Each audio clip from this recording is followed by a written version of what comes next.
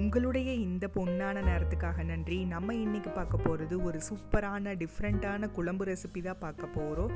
கேரளா ஸ்டைலில் செய்யக்கூடிய பருப்பு கறி தான் பார்க்க போகிறோம். இது பார்த்திங்கன்னா குயிக்காக ஈஸியாக செஞ்சிடலாம். வாங்க எப்படி செய்கிறதுன்னு பார்க்கலாம்.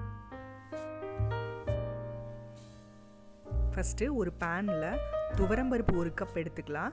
இது அலசவெல்லாம் இல்லை, அப்படியே எடுத்துட்டு ஸ்டவ்வை மீடியம் ஃப்ளேமில் வச்சு இது நல்லா கலர் சேஞ்ச் ஆக வரைக்கும் வறுத்து எடுத்துக்கலாம். நம்ம யூஸ்வலாக பருப்பை பார்த்திங்கன்னா அலசி எடுத்துட்டு நம்ம குக்கரில் ஆட் பண்ணுவோம். இது வறுத்துட்டு அதுக்கப்புறம் அலசி நம்ம இதை குக்கரில் ஆட் பண்ணிக்க போகிறோம். இங்கே பாருங்கள், இந்த மாதிரி ஆட் பண்ணியாச்சு.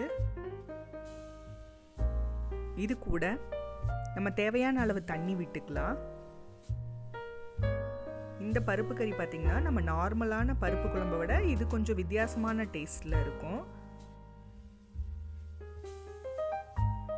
அடுத்து தேவையான அளவு உப்பு சேர்த்துக்கலாம்.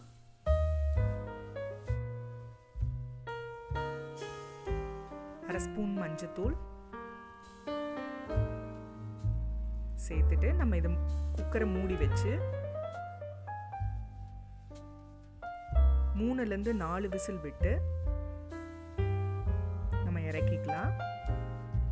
இந்த சமயத்தில் நம்ம கொஞ்சமாக தேங்காய், காரத்துக்கு தகுந்த மாதிரி பச்சை மிளகாய், ஒரு 6 பல் பூண்டு, 1 ஸ்பூன் சீரகம், இது கூட தண்ணி விட்டு நல்லா பேஸ்ட் மாதிரி அரைச்சி எடுத்துக்கலாம். இங்கே பாருங்கள், அரைச்சி எடுத்தாச்சு. இதை ஓரமாக வச்சுட்டு நம்ம இப்போ குக்கரை ஓப்பன் பண்ணிடலாம்.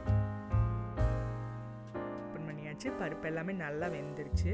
ஒரு கரண்டி வச்சு நல்லா கலந்து விட்டுக்கோங்க. மசிச்சு வர்றதுனாலும் மசிச்சு விட்டுக்கலாம். இது கூட நம்ம அரைச்சி வச்சிருக்கிற பேஸ்ட்டை ஆட் பண்ணி ஸ்டவ்வை ஆன் பண்ணி விட்டுக்கலாம். இதை நல்லா கலந்து விட்டு நம்மளுக்கு தேவைப்பட்டுச்சுன்னா நம்ம தண்ணி ஆட் பண்ணிக்கலாம். நம்மளுக்கு எவ்வளோ தூரம் கெட்டியாக வேணுமோ அந்த அளவுக்கு நம்ம தண்ணி கூடவோ குறைக்கவோ செஞ்சுக்கலாம்.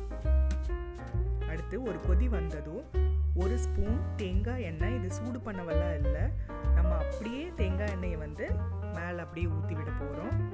ஊற்றிட்டு ஒரு கொத்து கருவேப்பிலை இந்த மாதிரி கட் பண்ணி உள்ளே சேர்த்துக்கலாம். இதையும் நம்ம பச்சையாக தான் சேர்த்துக்க போகிறோம். சேர்த்துட்டு இது எல்லாத்தையும் நல்லா கலந்து விட்டுடலாம். இது பார்த்திங்கன்னா நம்ம தாளிக்கிறதோ எதுவும் இல்லை, இது அப்படியே தான் நம்ம கொதிச்சு வந்ததும் நம்ம இறக்கிட போகிறோம். நம்ம இந்த ஸ்டேஜில் உப்பு செக் பண்ணிவிட்டு உப்பு வேணும்னா ஆட் பண்ணிக்கலாம்.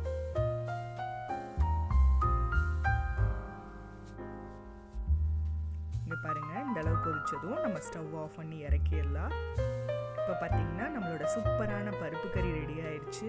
இது சப்பாத்தி, சூடான சாதம், தோசையோட சாப்பிட்றதுக்கு அவ்வளோ சூப்பராக இருக்கும். நீங்களும் வீட்டில் ட்ரை பண்ணி பாருங்கள். அறுசுவைகளும் சங்கமிக்கட்டும் அனைவரது இல்லங்களிலும்.